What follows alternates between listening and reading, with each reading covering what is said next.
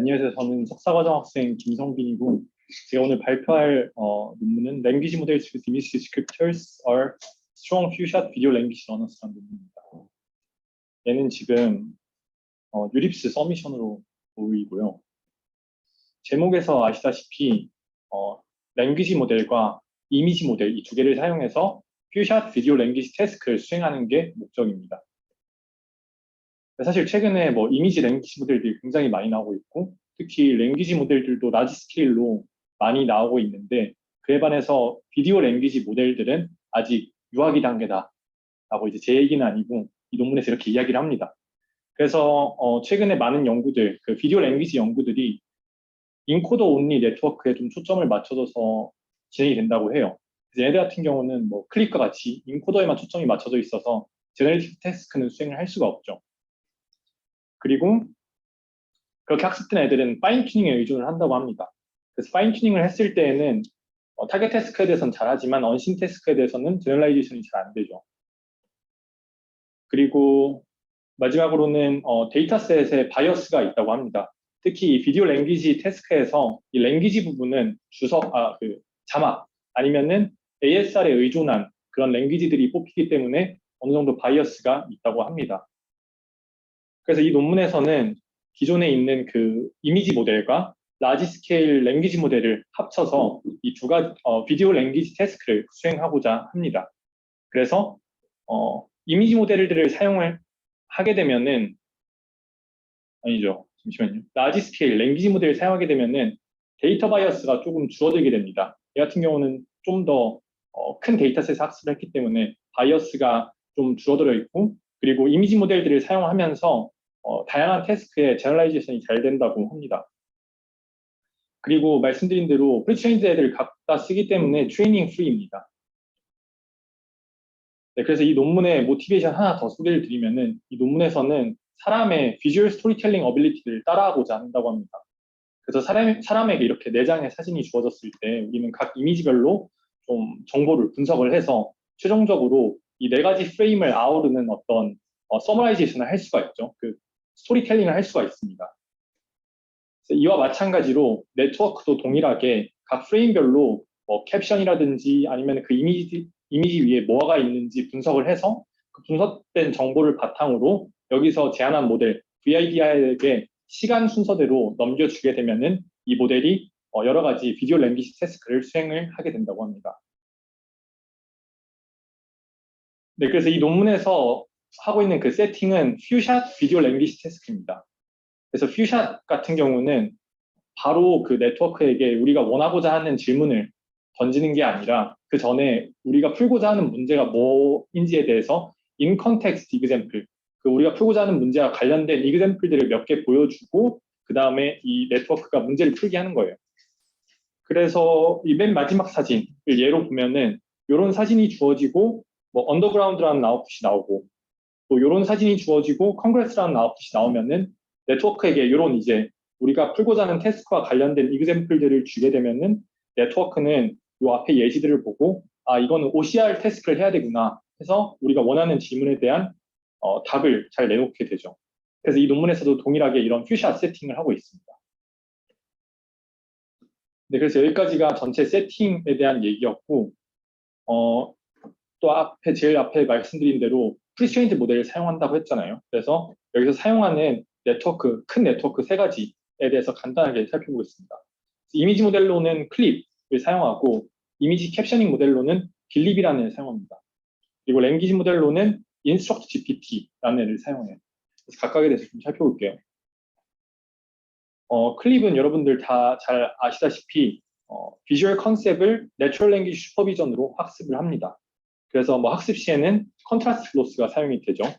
그래서 왼쪽 그림과 같이 컨트라스트 로스가 사용이 되고, 그래서 정확하게 학습은 이미지와 텍스트의 배치가 들어가게 되면은 모든 페어에 대해서 코사인 시뮬리티를 매저한 다음에 파지티브 페어에 대해서만 그 디스턴스가 좁아지게끔 얘 이제 크로스 엔트리 로스를 걸어주게 됩니다. 그래서 이렇게 학습이 되면은 우리가 아시다시피 많은 태스크에 이 클립을 사용할 수가 있죠. 그래서 얘는 결론적으로는 텍스트와 이미지의 shared embedding 스페이스를 만들어낼 수가 있습니다. 네, 다음으로는 빌립이라는 모델에 대한 설명이에요. 빌립은 앞서 설명드린 클립과 굉장히 유사한데 거기에 추가적으로 두 개의 오브젝티브를 더해서 그거를 이제 조인틀리 옵티마이즈를 합니다. 그래서 네트워크가 아래 그림 같이 생겼고 이제 조인틀리 옵티마이즈 한다 그랬는데 총 여기 세 가지 이제 오브젝티브가 있고 이 텍스트에 해당하는 네트워크를 보면은 사실 다 똑같이 생겼거든요. 다른 점이 여기는 크로스 어텐션을 안 쓴다는 점, 그리고 여기는 바이디렉셔널 셀프 어텐션이 아니라 커저럴 셀프 어텐션을 쓴다는 게 이제 다릅니다. 그래서 이 세 가지 애들은 요 다른 부분들 제외하고 모두 파라미터 쉐어링을 하고 있어요. 그래서 총 세 가지 오브젝티브에 대해서 학습을 하고 첫 번째로는 이미지와 텍스트 사이의 컨트라스트 로스 하나 걸어주고 두 번째로는 이미지와 텍스트가 코레스판딩 한지 안 한지에 대한 매칭 로스, 바이너리 클래시피케이션 로스를 걸어줍니다. 마지막으로는 이미지에 해당하는 캡셔닝을 유추하는 랭귀지 모델링 로스 이렇게까지 총 세 가지를 걸어주게 됩니다. 그래서 얘네들을 세 가지를 조인틀리 학습을 하게 되면은 최종적으로 이 네트워크는 두 가지 좀 주요한 기능을 할 수가 있어요. 이미지가 주어졌을 때 캡셔닝을 할 수가 있습니다. 왜냐면 아까 랭귀지 모델링 로스를 걸어줬기 때문에 동시에 우리가 만든 캡션이나 아니면은 이미의 이미지 텍스트가 주어졌을 때 캡션 필터링을 수행할 수가 있어요. 그래서 이 캡션과 이미지가 코레스판딩 한지 안 한지에 대해서 평가를 할 수가 있죠. 그래서 이 논문에서는 이렇게 하고 끝이 아니라 이렇게 잘 학습된 네트워크를 라지 인터넷 데이터를 갖고 와서 거기에 캡션 필터링을 수행합니다. 인터넷에서 크롤링한 데이터에 노이즈가 많기 때문에 이 캡션 필터링으로 페어가 아닌 애들에 대해서 필터링을 다 하고 그리고 본인들의 이미지 캡셔닝 모델로 추가적으로 캡션을 만들어내서 더 큰 데이터셋, 깨끗한 데이터셋을 만들고 다시 한번 이 전체 네트워크를 학습을 시켜서 여러 가지 다운스트림 비디오, 이미지 랭귀지 태스크에 좋은 성능을 보였습니다. 그래서 여기까지가 빌립에 대한 설명이었고 마지막으로는 인스트럭트 GPT에 대한 설명입니다. 얘는 우리가 아는 GPT-3를 유저 인텐션을 좀 더 잘 이해하는 그런 네트워크로 파인 튜닝을 했고 이 파인 튜닝 시에 휴먼 인 더 루프로 이제 진행을 했습니다. 여기에 강학습이 들어가서 정말 큰 그림만 살펴보고 넘어갈게요. 그래서 얘를 어떻게 파인 튜닝 했냐면은 GPT-3를 처음에 우리가 원하는 어떤 유저 인텐션과 그에 해당하는 답지가 만들어진 그런 데이터 페어를 일단 수집을 하고 그걸로 먼저 모델을 학습을 파인 튜닝을 시킵니다. GPT-3를. 그 다음에 GPT-3가 이제 아웃풋을 막 만들어내겠죠. 그 아웃풋에다가 이제 사람들이 개입을 해서 랭킹을 매겨줍니다. 이 아웃풋은 뭐 괜찮고 이 아웃풋은 별로고 이런 이제 랭킹을 매겨주고 랭킹을 매길 수 있는 리워드 모델을 학습을 시킵니다. 그 사람들이 매긴 그 랭킹에 따라서 이 리워드 모델을 학습을 시켜요. 그래서 최종적으로 이게 이제 여기에 레인포스먼트 러닝이 들어가요.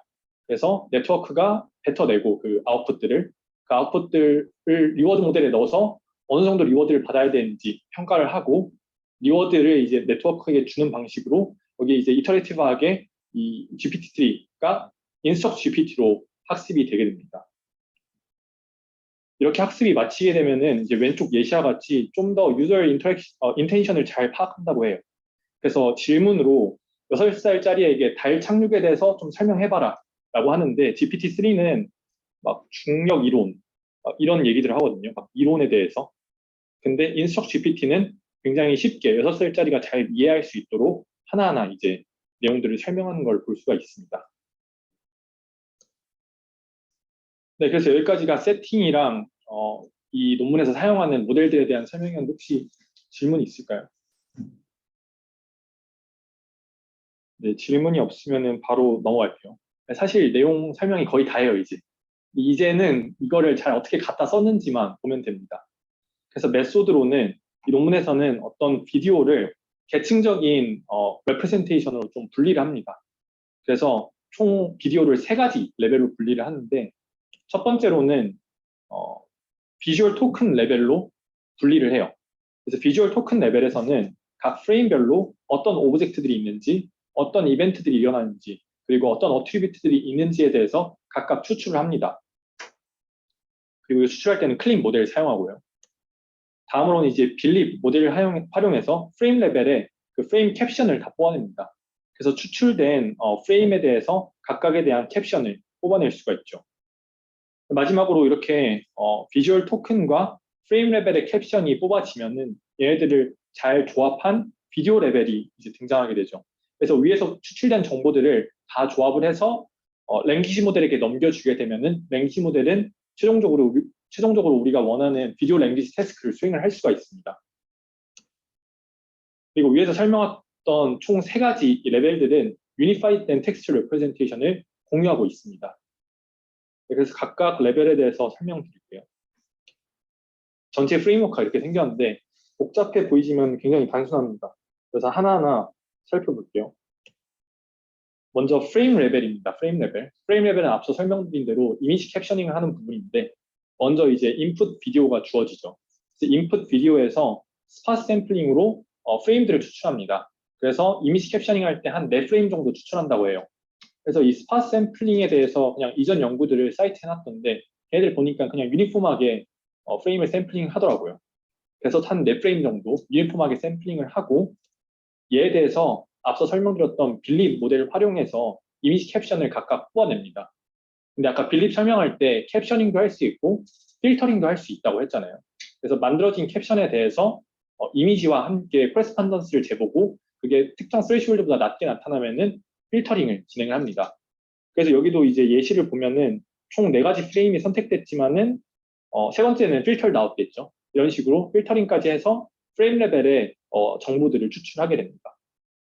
저 질문인데 네, 필터링 한다는 게 자기가 만든 캡셔닝 하는 그 모듈이 있었고 네, 그다음에 3개가 있었고 네, 자기가 만든 캡션이랑 프레임을 다시 보고 필터링 모듈이 그걸 필터를 하는 거예요. 네, 네. 그래서 먼저 이미지 캡셔닝 모듈로 쭉 흘려서 캡셔닝 만들고 그다음 만들어진 애를 다시 넣어가지고 이미지와 캡션이 코레스판딩 한지 안 하는지에 대해서 바이너리 클래시피케이션으로 정하게 됩니다. 근데 그게 잘 학습됐다면 사실 그렇게 만들어진 캡션이 필터링 되면 안 되는 거 아니에요? 제가 뭔가 약간 멀티태스크 같은 느낌으로 얘기를 했는데 네, 뭔가 필터링도 잘하고 캡셔닝도 잘하고 그것도 하나 마지막에 더 잘하는 모델을 학습한 거라고 이해를 했는데 네, 근데 그러면은 자기가 만들어낸 거에 대해서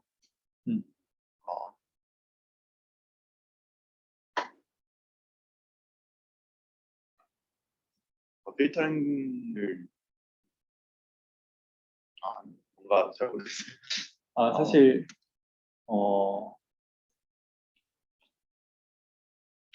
일단 그렇게 뭐 생각할 수도 있을 것 같은데 생각했을 때 이 매칭보다는 캡셔닝 태스크가 좀 더 어려운 태스크일 거고 그리고 아무래도 사실 네트워크와 배우기에는 그 2가지 태스크 중에서는 필터링 쪽이 더 쉬울 것 같다고 생각이 들거든요. 쉬우니까 좀 더 잘 할 것 같고 그래서 아마 네 그렇게 조인틀리 학습이 됐지만은 2개가 완전히 이제 네, 그렇게 잘 학습이 됐지만은 그래도 아마 캡션에서 발생하는 에러가 더 많을 것 같고 그거를 이제 본인 네트워크로 다시 필터를 하는 것 같습니다. 네, 네, 네.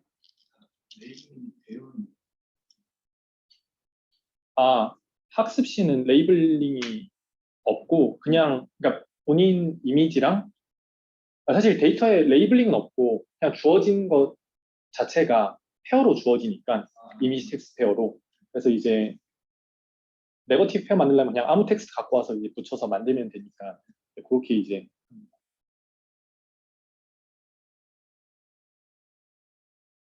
네, 그래서 아까 빌립 같은 경우는 처음에는 이제 그냥 인터넷 데이터 모아가지고 그게 노이즈 하든 안 하든 일단은 다 때려 박아서 뭐 학습을 시킨 거고 네.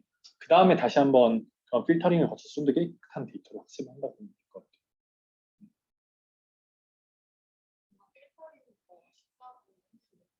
네.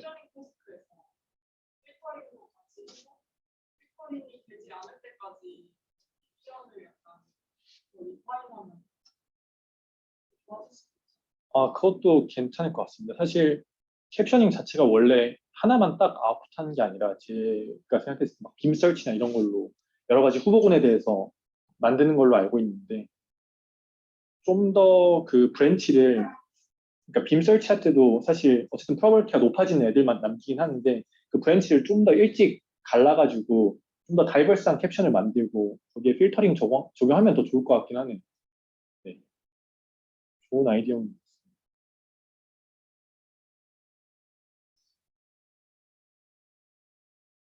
네, 그래서 추가 질문 없으면 다음으로 넘어갈게요. 여기까지는 첫 번째로 이제 프레임 레벨에서 이미지 캡셔닝을 뽑는 부분이었습니다. 다음으로는 이제 비주얼 토큰 레벨로 넘어갑니다. 여기서는 이제 추출된 프레임 위에 각 프레임별로 어떤 오브젝트들, 이벤트들, 어트리뷰트들이 있는지에 대해서 이제 익스트랙트하는 부분이에요. 그래서 얘는 그냥 클립을 사용해서 비주얼 토큰 리트리벌, 그러니까 요거에 대한 정보들을 그냥 리트리벌 합니다. 아까 말씀드린 대로 그 이미지 텍스트 쉐어드 임베딩 스페이스를 만들었기 때문에 우리가 추출한 프레임과 그리고 어떤 오브젝트 후보군이나 뭐 이벤트 후보군 이 텍스트를 싹 다 집어넣어서 그냥 가까운 애 탑 K개만큼 리트리브 한다고 보면 돼요. 그래서 이 오브젝트들은 오픈 이미지 데이터셋에 있는 그 오브젝트 클래스들을 갖고 사용을 하고 어트리뷰트나 이벤트는 비주얼 개념에 있는 애들을 사용을 한다고 합니다.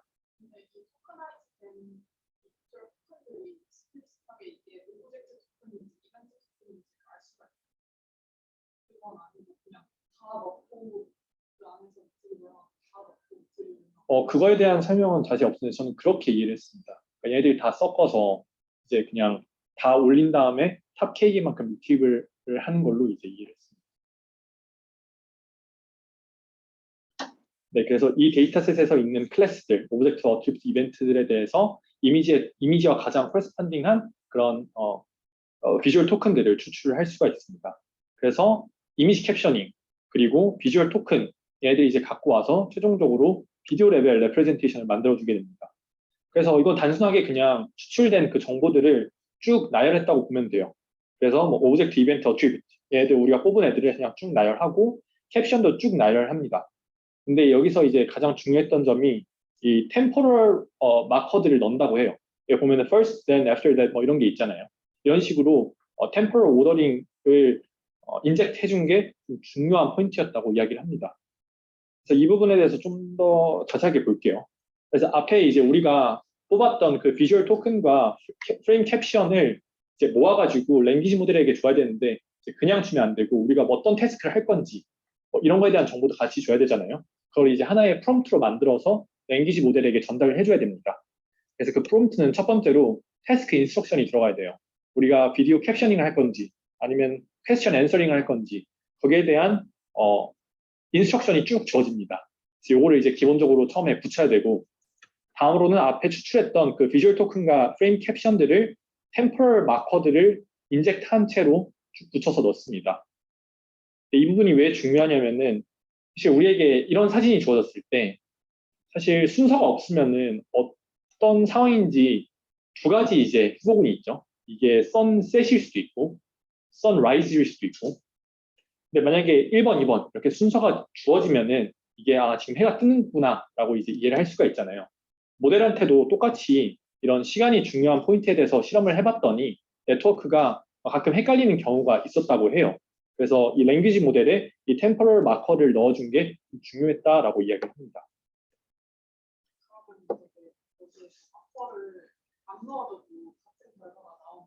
네.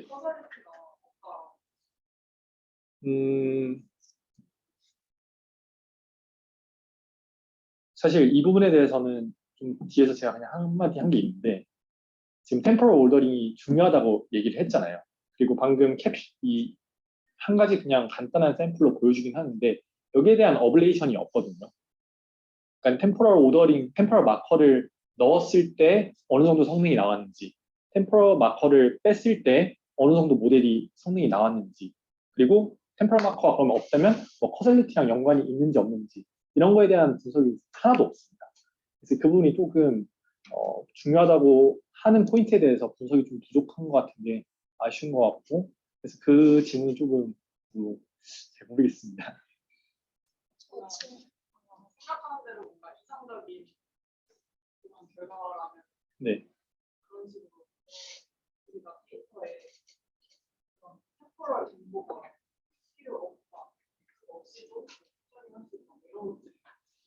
이야기가 많이 나왔어요. 그런 데이터를 구별을 할 때, 이런 것들을 활용할 수도 있다. 그것도 진짜 좋은 거 같네. 여기서 드는 생각이 애초에 이 옵션이 태스크 자체가 퍼즐리티를 꼭 필요로 하는 거야.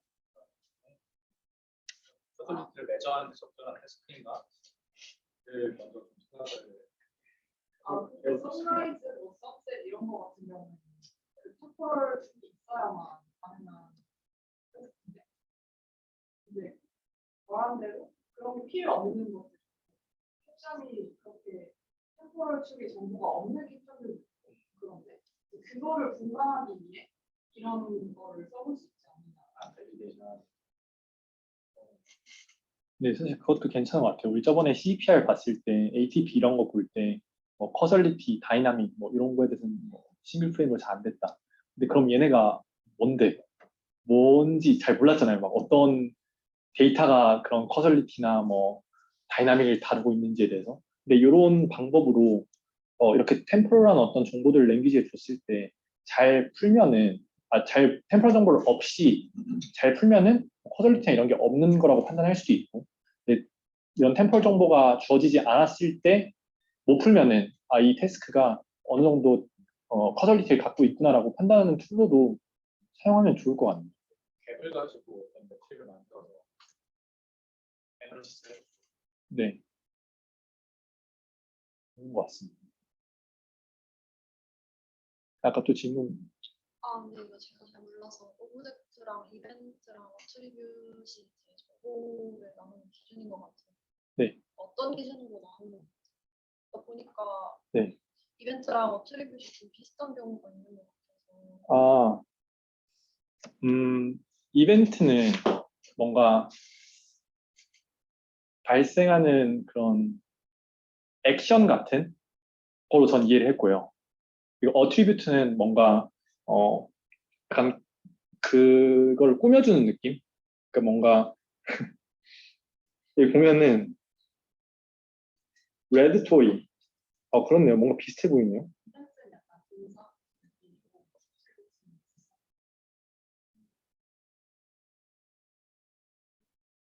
주사가 꾸며주는 게 맞나요? 오브젝트랑 어떻게 그래서 아니다 이거. 네.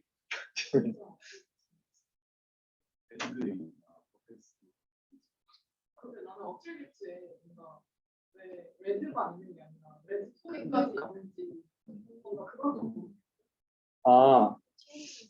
이게 제가 잘은 기억 안 나는데 이벤트였는지 어트리뷰트에 대해서였는지는 모르겠는데, 얘네가 여기 시멘틱 롤 레이블링이라는 걸로 데이터 그 후보군을 추출하는 게 있거든요.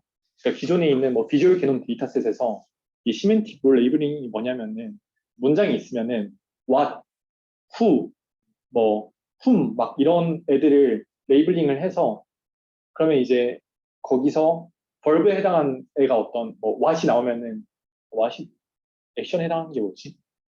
어쨌든 뭐 벌브에 해당하는 게 뭔지 알 수 있고, 그렇게 이제 그 각각의 이제 단어가 어떤 롤을 갖고 있는지 시멘틱 롤을 그걸 분류하면은 뭐 액션이 뭔지 뭐 이런 걸 분류가 할 수 있잖아요. 그렇게 해서 데이터를 추출을 했어요, 얘네가 직접. 그렇게 했을 때 이런 좀 겹치는 정보들이 발생할 수도 있을 것 같아요. 어트리뷰트에 레드만 있는 게 아니라 레드 토이 뭐 이런 식으로. 시멘틱 롤 레이블링이라는 게 정확히 어트리뷰트랑 오브젝트랑 이벤트를 분류해주는 역할을 한다는 정확하게 어트리뷰트 뭐 요건 아닌데, 근데 아까 얘기했던 what, 뭐 who, whom 막 이런 거에 대한 이제 분류를 해주는 거예요.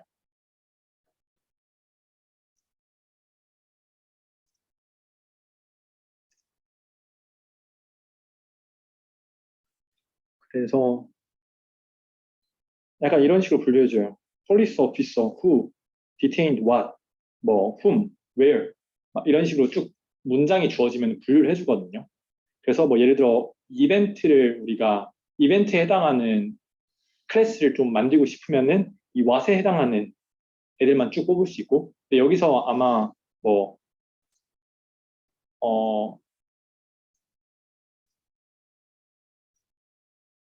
여기서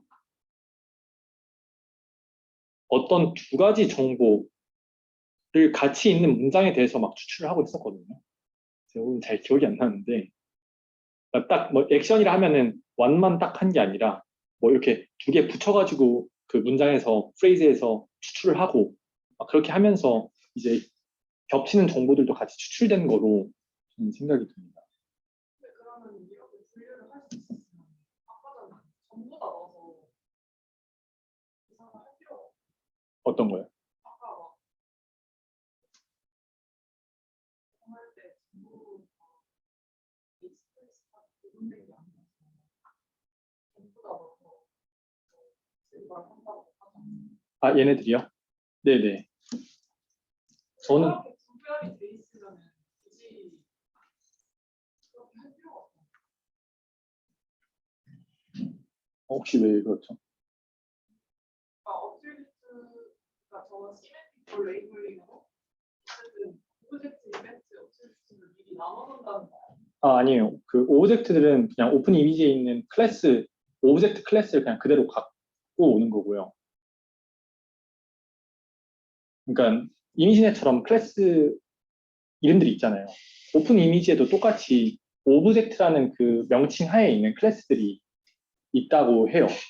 그래서 이제 그거는 이제 그대로 갖다 쓰는 거고, 이벤트였는지 어트리뷰트에 대한 그 이렇게 익스플리시트하게 레이블이 있는 게 비주얼 개념에 없어가지고 그거에 한해서만 시멘틱 룰 레이블링으로 추출을 했다고 합니다. 그러니까 시멘틱 룰 레이블링으로 오브젝트 따로 뽑고 어트리뷰트 따로 뽑고 이벤트 따로 뽑은 게 아니라 오브젝트랑 어트리뷰트였나 오브젝트랑 이벤트였나는 이 비주얼 개념이랑 오픈 이미지에 그 익스플리시트하게 레이블링이 되어 있다고 해요. 그걸 그대로 사용을 한 거고 나머지 하나에 대해서는 시멘틱 롤 레이블링으로 레이블을 직접 했다고 합니다.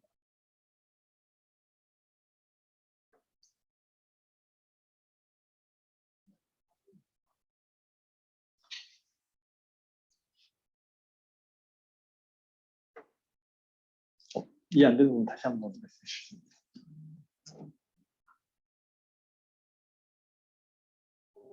비주얼 토큰을 리트리버를 한다는 게 뭐니까 우리가 이미지 랭귀지 모델로 프레임으로부터 비주얼 토큰을 얻었는데 네, 그거랑 이제 CNT 룰 레이블링에서 뭐가 나와서 저 가운데 네모로 가는 거예요. 그리고 거기에서 비주얼 토큰 리트리버를 하는 역할이 아, 네, 그럼 다시 설명드릴게요. 이제 인풋은 이미지예요, 지금. 우리가 이미지를 넣고 우리가 얻고 싶은 거는 예를 들어 요 맨 앞에 있는 이미지가 들어왔어요. 우리가 얻고 싶은 거는 뭔가 아기 아니면은 욕조 아니면은 뭐 아기가 나오고 있는 어떤 뭐 행동 뭐 이런 비주얼 토큰들을 얻고 싶은 거예요. 그래서 우리는 이미지를 넣고 거기에 해당하는 오브젝트가 뭐가 있는지 그 이미지 위에 아니면은 어트리뷰트가 어떤 게 있는지 그 아니면 그 이미지 위에서 어떤 이벤트들이 일어나는지 이런 짧은 비주얼 토큰들을 우리가 뽑고 싶어요. 그래서 이미지를 넣고 이제 그 후보군 텍스트 후보군을 왕창 집어 넣어가지고 이 이미지랑 가장 가까운 텍스트 후보군 몇 개를 이제 뽑는 거예요. 그렇게 뽑으면은 자동차 이런 애는 이제 텍스트가 이미지랑 멀어가지고 안 뽑힐 거고 뭐 아기 아니면 뭐 욕조 아니면 뭐 장난감 뭐 이런 애들은 우리가 입력한 이미지랑 그 텍스트들은 가까워가지고 걔들이 막 뽑히겠죠. 그럼 최종적으로 뽑힌 애들을 보니까 오브젝트들은 베스트 토이 뭐 베스트 터브 뭐 이런 것들이 이제 쭉 뽑힌 거예요. 각 프레임별로. 이벤트들도 각 프레임별로 막 그렇게 텍스트들이 뽑힐 거고 어트리뷰트도 프레임별로 막 뽑힐 거고. 네. 그럼 이제 각각 뽑는 거. 오브젝트는 오브젝트 내에서 탑기를 세고 이벤트는 이벤트 내에서 탑기를 그러니까 아까 말씀드린 그 부분에 대한 설명이 없어서 제가 이해한 바로는 이 오브젝트, 이벤트, 어트리뷰트에 해당하는 텍스트들을 전부 다 넣어가지고 그 중에서 탑 몇 개를 이렇게 뽑은 걸로 전 이해를 했습니다. 리트리버를 해서 그런 가장 관련된 텍스트들을 뽑아내는 그쵸, 텍스트를 뽑는 거예요. 그와 관련된. 그래서 이미지 캡셔닝보다는 좀 더 파인그레인된 정보들을 뽑아낸다고 보면 돼요.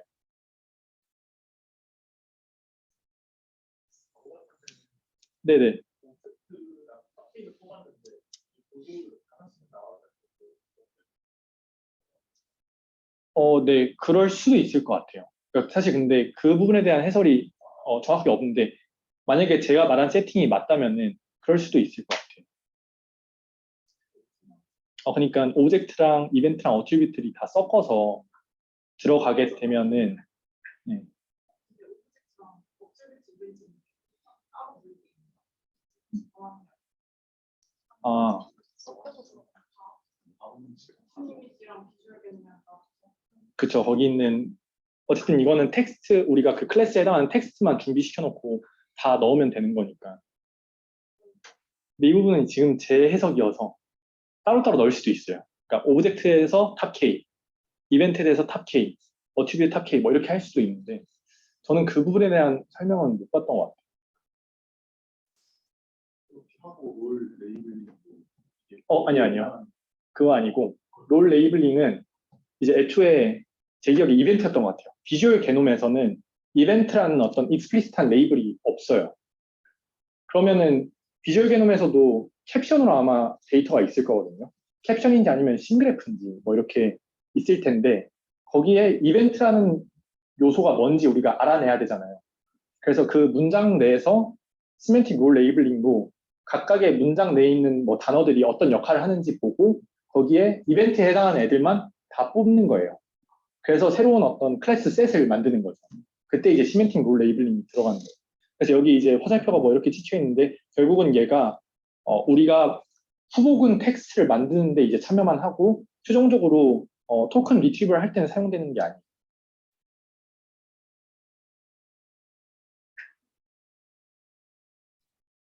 이해 안 되는 부분 있나요? 그러면 리트리버를 다 한 다음에 또 시멘틱 롤 레이블링이 얘네들의 롤이 뭔지를 알려주는 거예요. 그게 아니죠. 그게 아니에요. 네. 이 시공을 만들어 그쵸.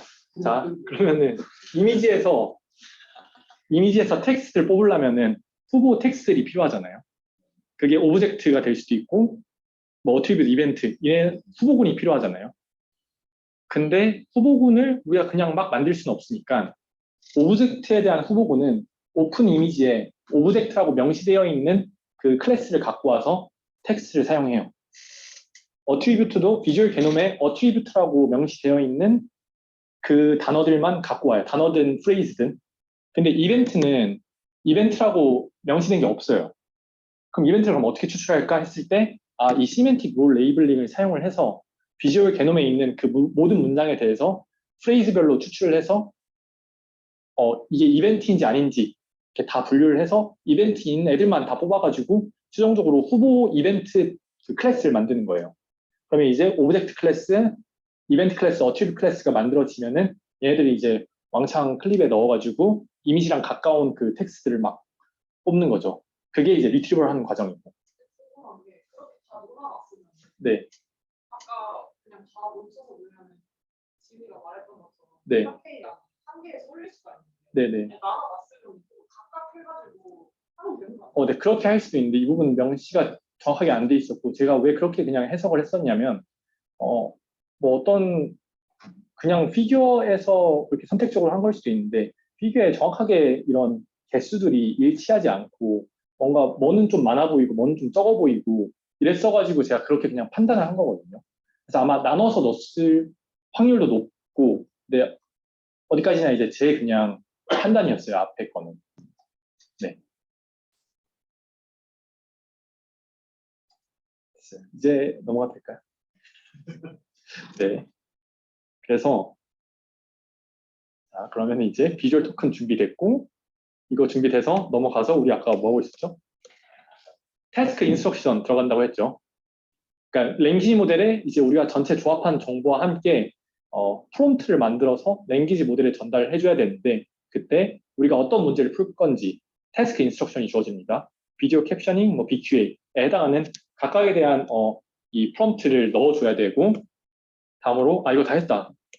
그렇죠. 이거 순서 중요하다 이야기를 했죠. 마지막으로는 태스크 쿼리를 넣어줘야 돼요. 비디오 캡셔닝 같은 경우는 우리가 그냥 최종 제너레이션만 하면 되기 때문에 비디오 캡션 땡땡 뭐 이런 식으로 넣어줘야 되고 퀘스천 앤서링 같은 경우는 퀘스천도 익스플리시트하게 넣어줘야겠죠. 마지막에 우리가 얻고자 하는 우리가 하고자 하는 질문이 뭔지에 대해서 퀘스천도 넣어주는 방식으로 전체 프롬프트를 완성을 할 수가 있습니다.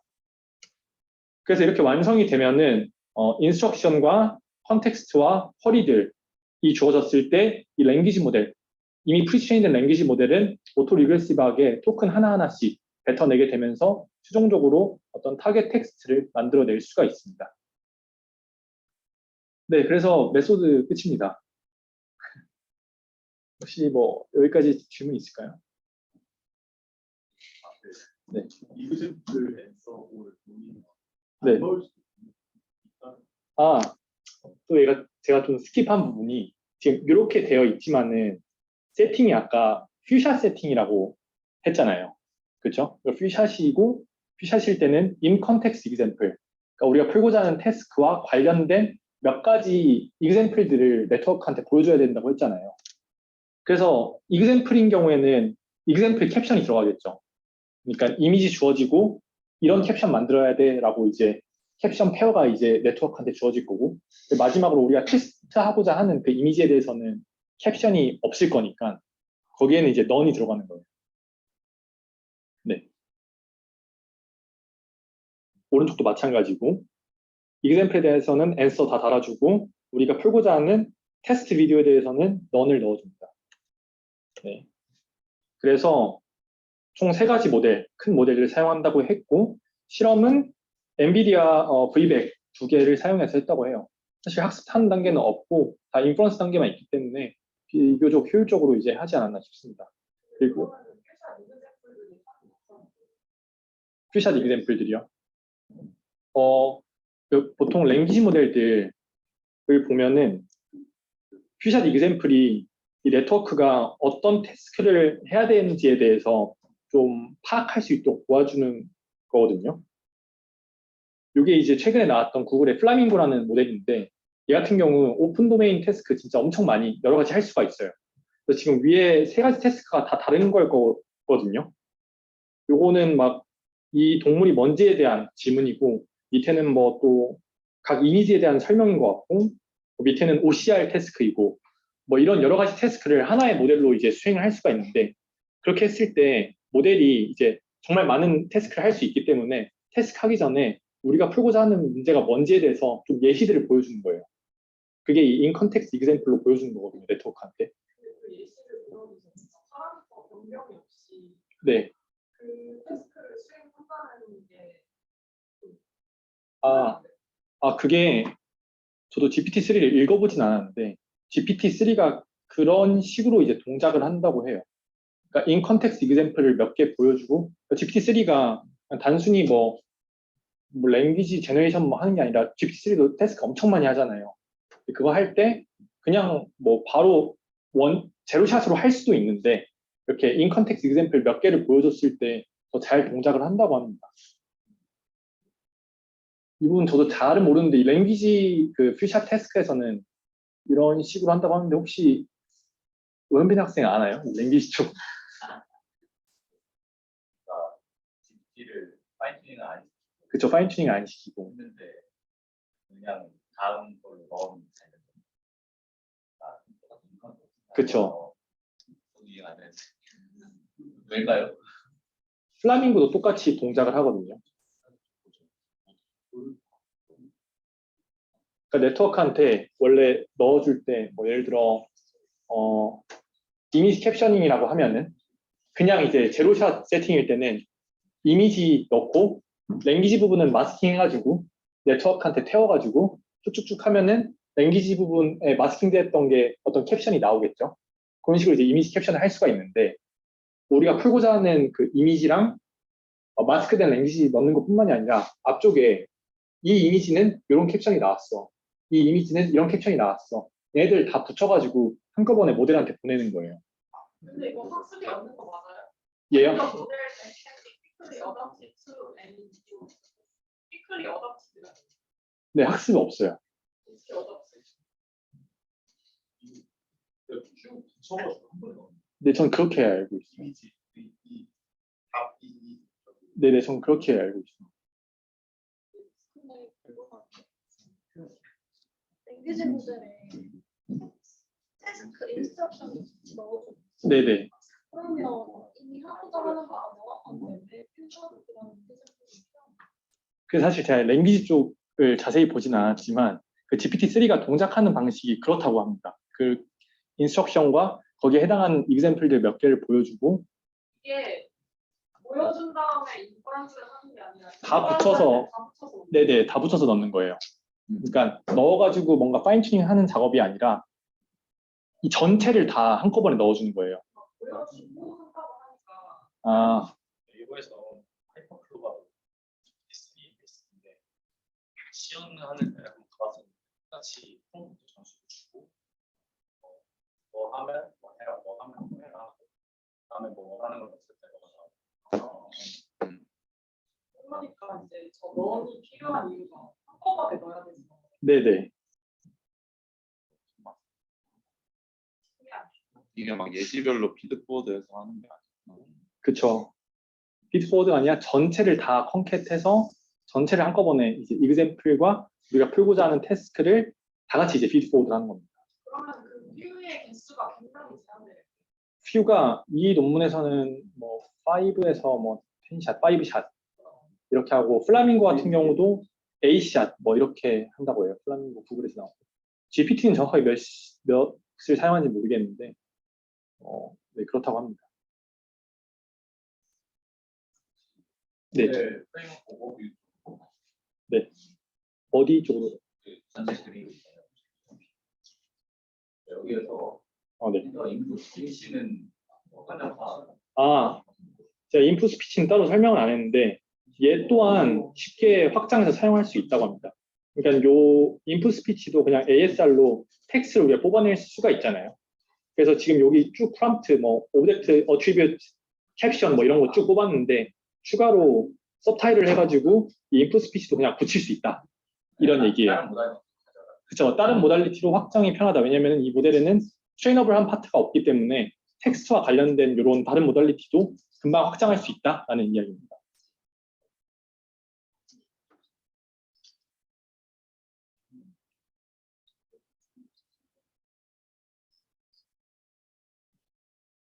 스케일 랭귀지 모델이 저런 점에서 좀 나빴을 때 장점을 먹는 것 같아요.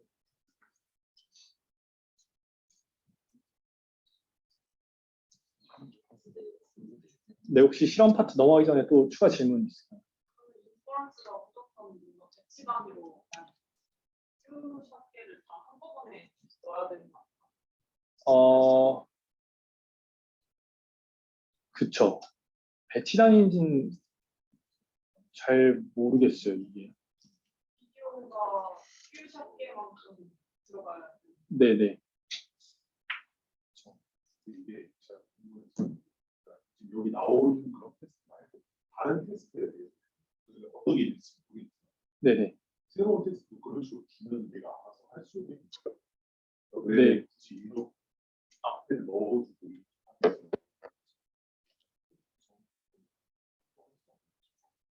다시 질문 주셔주세요. 그냥 궁금해요. 네네. 여기는 여러 가지 테스트가 다 된다고 하는데 네. 뭐 다른 거 하고 싶다 그것도 같이 하는 지금으로 앞에 잘 설계해서 나오긴 했습니다. 사실 그렇게 셀링은 하죠. 이 오픈 도메인이라는 게 사실 뭐 학습 시에 사용하지 않았던 그런 어떤 세팅에 대해서도 어떤 질문이 들어오면 할 수 있다라고 얘기를 하고, 그래서 뭐 GPT-3 같은 경우도 뭐 퀘스천 앤서링이 될 수도 있고 아니면 뭐 어떤 상태가 될 수도 있고 이런 케이스에 대해서 이제 쭉 보여주는데 그게 세상에 있는 모든 어떤 그 타겟 테스트를 커버하지는 못하잖아요. 일단은 설명은 그렇게 하는 것 같아요. 근데 모든 게 아니더라도 네. 여기에서 그냥 이 논문에서 트레이닝 관계 때 하는 테스트랑 타겟 인퍼런스 때 하는 테스트랑 다르게 수행하는 게 있나요? 일단은 이 논문에서는 트레이닝이 없어요. 맞네.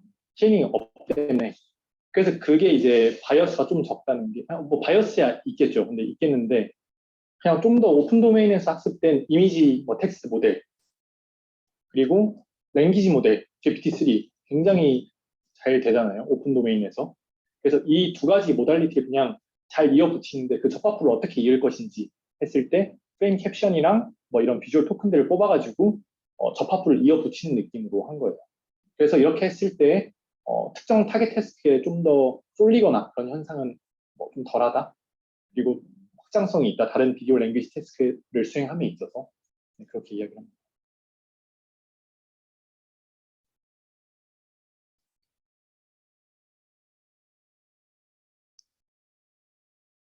네, 그래서 실험 간단하게 볼게요. 실험 첫 번째로는 퓨샷 비디오 캡션입니다. 그래서 얘 같은 경우는 기존에 좀 잘 된다고 하는 그 모델들과 비교했을 때 이제 비슷하거나 또 좋은 성능을 보인다고 이야기를 해요. 그래서 오른쪽에 이 데이터셋에 대해서는 굉장히 좋은 성능을 보이고 이것도 뭐 어느 정도 괜찮게 보이는데 중간 거 같은 경우는 성능이 위에 거보다 안 좋거든요. 얘 같은 경우는 이 UniVL이라는 게 그 How to 100 million 그 인스트럭셔널 비디오에 학습이 됐다고 해요. 그리고 이 UCook2 이것도 사실 인스트럭션 비디오여가지고 이쪽에 프리트레이닝이 됐기 때문에 좀 더 좋은 성능을 보이지 않을까라고 이야기를 합니다. 그리고 이 부분은 아까 오연빈 학생이 질문한 건데 얘가 학습이 필요 없기 때문에 좀 더 플렉시블하게 U 모달리티를 추가를 할 수가 있다고 해요. 텍스트에 관련된. 그래가지고 ASR을 넣었을 때 성능이 굉장히 이제 좋아지는 것을 볼 수가 있습니다.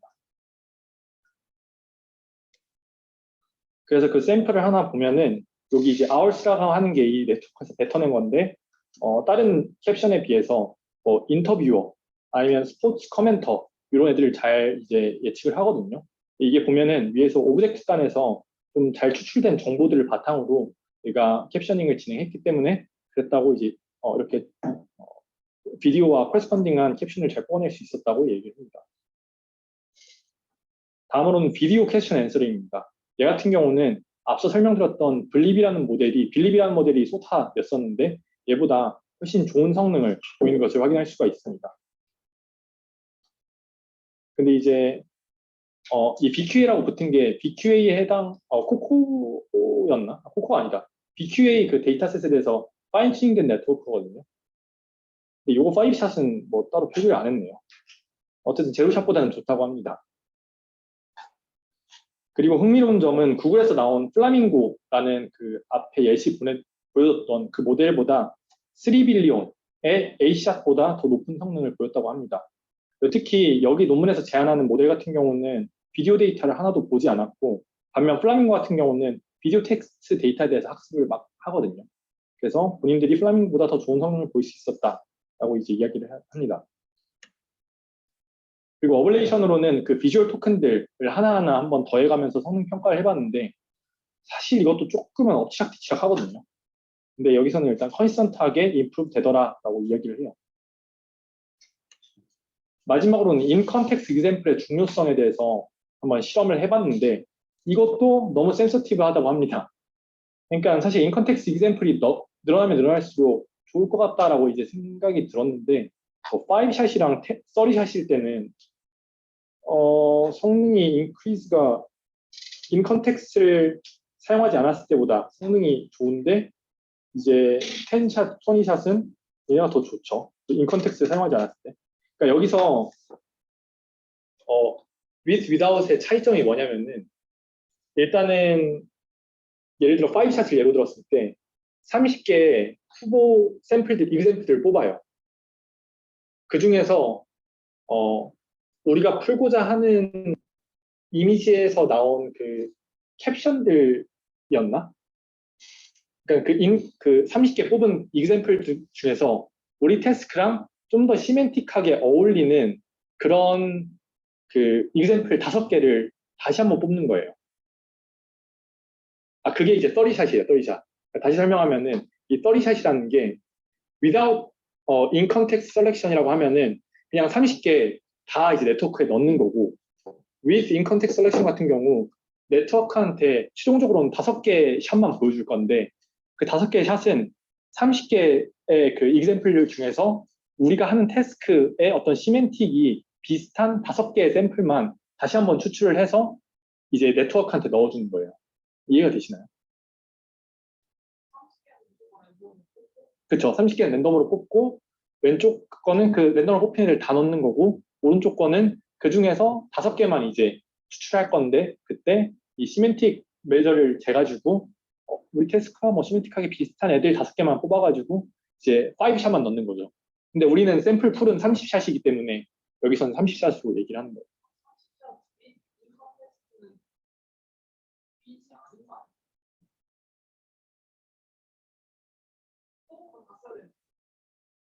근데 이제 뽑은 거 중에 이제 5개만 썼지만 결국은 30개를 우리가 보고 판단을 내리기 때문에 그래서 이제 이것도 30샷이라고 얘기를 합니다. 그러니까 우리가 처음에 그냥 랜덤하게 5개를 뽑고 썼으면은 5샷인데 처음에 30개를 추출을 하고 그 중에서 비슷한 거 5개를 뽑기 때문에 결국은 30개에 대해서 우리가 보기는 보잖아요. 얘가 우리 거랑 비슷한지 얘가 비슷한지. 그래서 이것 또한 그냥 전체 30샷이라고 이야기를 하는 거예요. 네네. 네네. 그리고 근데 이제 5샷에 대한 거는 잘 모르겠어요. 이건 어떻게 했는지. 그러니까 with in context 같은 경우는 똑같이 지금 얘기한 대로 30개 중에 5개 하면 되는데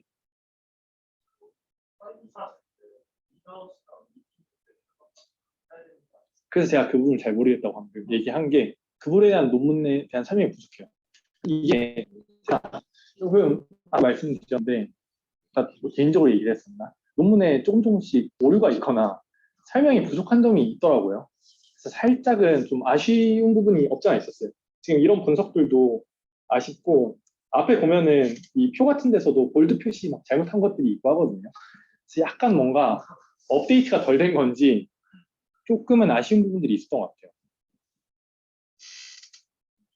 네. 그리고 아까 말씀드린 대로 템포럴 오더링 중요하다 그랬는데 여기에 대한 설명, 실험은 없었습니다. 이건 조금 아쉬웠고.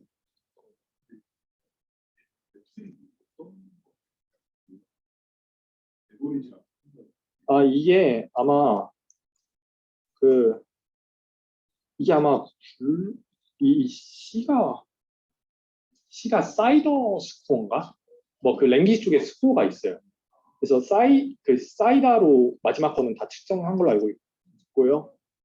그거는 제가 어펜딕스에 준비 안 했네요. 그 스코어가 어떻게 매저하는지. 랭귀지 모델에서 사용하는 스코어예요. 그래서 뭐 아마 그 그라운드 트루스 뭐 텍스트랑 어떤 생성된 텍스트랑 텍스트의 뭐 워드나 이런 거 단위로 비교하는 그런 거일 것 같은데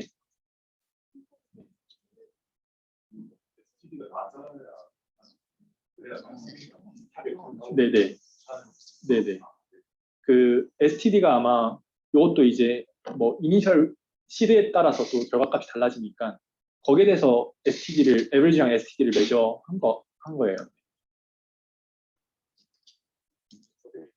오브젝트, 이벤트, 어트랙트가 더해질 때 제가 봤을 때 진짜 별로 약간 잘 미미한 것 같은데 네. 거기에 대한 설명이 있나요? 없어요. 없고 지금 여기 말씀드린 대로 컨스턴트하게 증가한다. 요 얘기예요. 그래서 저도 좀 의아했죠. 이게 좀 옵치아티치락 이 내에서도 옵치아티치락하고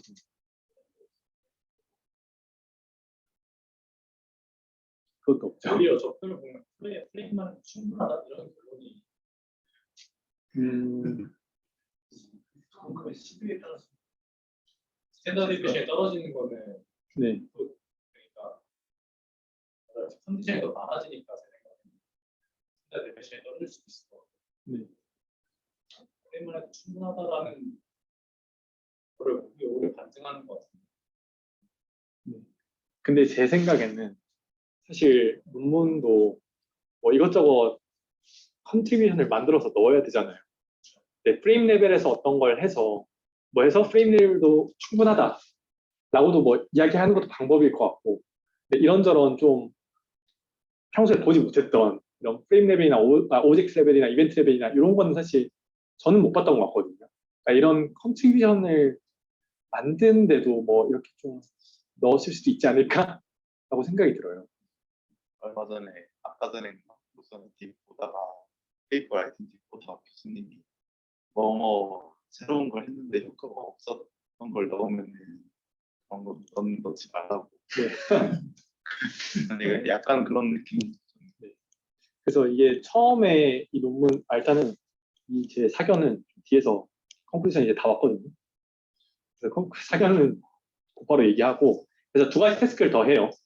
이벤트 프리딕션 하나 하고, 그리고 텍스트 비디오 리트리버까지 해요. 그래서 이벤트 프리딕션에서는 멀롯이라는 풀리 슈퍼바이즈 베이스라인보다 아웃퍼폼 했고, 요 밑에 거 같은 경우는 얘가 캡션을 만들어낼 수 있기 때문에 언레이블드 이미지가 주어졌을 때 여기에 해당하는 캡션을 만들어서 비디오 텍스트 모델을 학습을 시켰다고 해요. 그렇게 했을 때 이 비디오 텍스트 모델이 리트리버 성능이 높더라라고 얘기하는 거예요. 그러니까 아까 빌립도 똑같이 캡션을 할 수 있다고 했잖아요. 그래서 빌립도 똑같이 언레이블드 이미지가 주어졌을 때 캡션을 다 만들어내요. 이미지에 대해서. 그리고 여기서 제안한 모델도 똑같이 언레이블드 이미지가 줬을 때 거기에 해당하는 캡션을 다 만들어내요. 그래서 이 만들어진 캡션과 주어진 이미지로 어떤 의미의 모델을 학습시켰을 때 걔 모델 애큐리시로 우리께 캡션이 잘 만들더라 뭐 이렇게 얘기를 하는 거예요. 그러니까 우리가 만든 캡션이 이 텍스트 비디오 리트리버에서 좋은 성능을 보였다라고 얘기를 합니다. 네, 그래서 결론이에요. 이 연구에서는 이제 프리트레인드 이미지 모델과 프리트레인드 랭귀지 모델을 활용을 해서 비디오 퓨샷 비디오 랭귀지 테스트를 수행하는 VIDI에 대한 프레임워크를 제안을 했고, 얘는 트레이닝 프리이고, 그리고 얘가 이제 구성될 때에는 비디오 이미지 피처들을 여러 가지 이제 하이어키컬한 그 레벨로 디컴포즈를 해서 각각의 정보들을 추출을 해서 거기에 해당하는 템포럴 마커들을 넣어준 형태로 랭귀지 모델에게 전달을 해주죠. 그래서 이제 다양한 태스크를 수행할 수 있었고, 특히 이 모델 같은 경우는 비디오를 하나도 보지 않았음에도 여러 가지 비디오 랭귀지 태스크에서 좋은 성능을 보였다고 얘기를 합니다.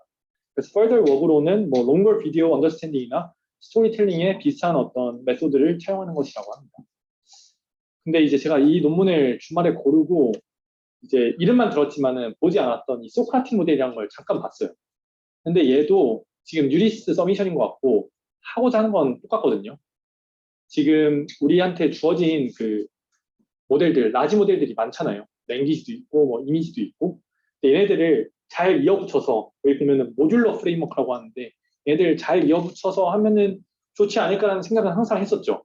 근데 그렇게 해서 나온 게 앞에 설명드렸던 얘라고 저는 생각을 했고, 얘도 굉장히 좋다라고 생각했는데, 똑같이 이제 비슷한 방식으로 여러 가지 모달리티를 붙여가지고, 프리체인드 모델을 붙여서 태스크를 수행하는 건데, 정말 많은 태스크를 수행합니다. 뭐, 비디오 서치, 이미지 캡셔닝, 포캐스팅, 뭐 비디오 Q&A, 뭐 에고센트릭에서도 하고, 그래서 이게 이제 동시대에 나옴으로써 앞에 연구가 좀 비교하기에는 빡셀 수도 있겠다라고 생각이 들었어요. 그러니까 전 개인적으로 이 연구가 좀 더 제가 오늘 잡고자 했던 주제랑 적합하다고 생각을 했어요. 그러니까 결국은 하고 싶은 말은 사실 요즘 비디오 쪽이나 이런데 우리가 리소스가 부족해서 할 수 없는 연구들이 많잖아요. 반면에 그만큼 라지 모델들이 우리한테 주어지는데 이 모델들을 어떻게 활용할 수 있을지 그런 이제 방법을 보여준 게 제가 오늘 소개했던 논문인 것 같고, 또 이 소크라틱 모델도 그런 어떻게 이 라지 모델들을 사용할 수 있을지에 대해서 방법을 제안해 주는 것 같고, 이게 비단 뭐 오디오, 텍스트, 이미지뿐만이 아니라 이런 잘 학습된 랭귀지나 어떤 뭐 이미지 모델들이 있을 때 다른 모달리티, 뭐 3D가 될 수도 있고 휴먼이 될 수도 있고 뭐 이런 모달리티에 붙이는 그 방법에 대해서도 이런 논문들을 통해서 좀 힌트를 얻을 수 있지 않을까 생각을 했습니다. 네, 그래서 일단 오늘 준비한 논문은 여기까지 이상입니다.